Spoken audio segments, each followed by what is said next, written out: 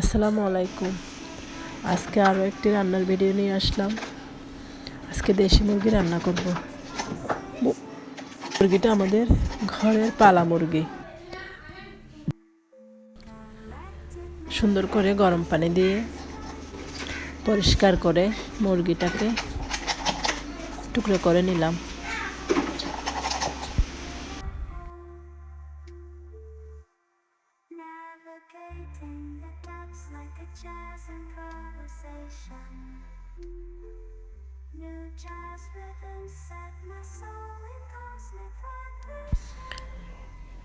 কাটাকাটি শেষ করে ভালো করে কয়েকবার প্রায় 6-7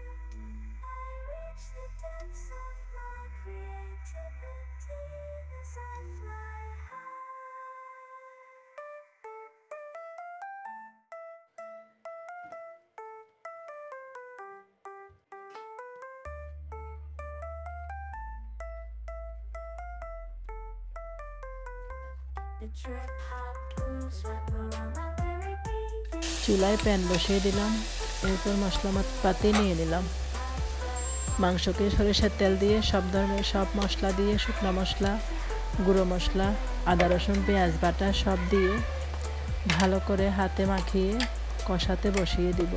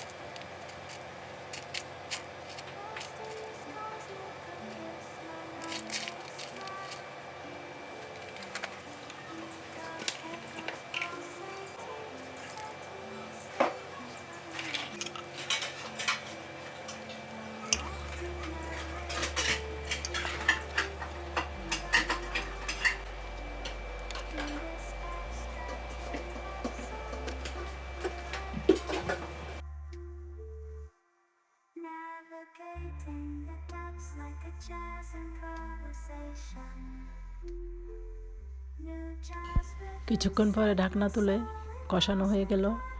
ছাদ থেকে তুলে আনা লাল সবুজ টমেটো, চেরি টমেটো, এগুলা অনেকগুলা টমেটো দিয়ে দিলাম। টমেটোগুলো দেখতে কি সুন্দর লাগছে। এরপর আরও একটু পানি দিলে আবারও কষানোর জন্য, সিদ্ধ হওয়ার জন্য বসিয়ে দিলাম। রান্না শেষ। এবার বাগার দিব। বাগারের জন্য তেল দিয়ে নিলাম প্যানে। এরপর রসুন কুচি দিব, কয়েক টুকরা রসুন কুচি, লাল মরিচ, 2-3টা লাল মরিচ। রান্নাতে কাঁচামরিচ দিয়েছিলাম, এখানে আর কাঁচামরিচ দিব না। এরপর রসুন আর মরিচ লাল হয়ে এলে নামিয়ে ফেললাম। মাংসটা আবার বসিয়ে এবার গরম গরম তেলের মধ্যে কিছু জিরা দিয়ে দিলাম। জিরা দিয়ে এবার তেলটা মাংসে দিয়ে দিলাম। অনেক ঘ্রাণ বেরোচ্ছিল। অনেকগুলো ধনেপাতা দিলাম।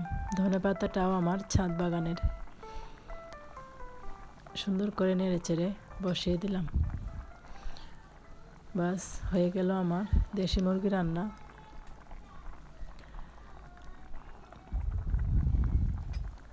জানলা দিয়ে সুন্দর রোদ আসতেছে। রোদের মধ্যে আমার দেশি মুরগিটা রান্না দেখতে অনেক সুন্দর লাগতেছিল। খেতে অনেক ভালো লেগেছিল, একটু ঝাল ঝাল।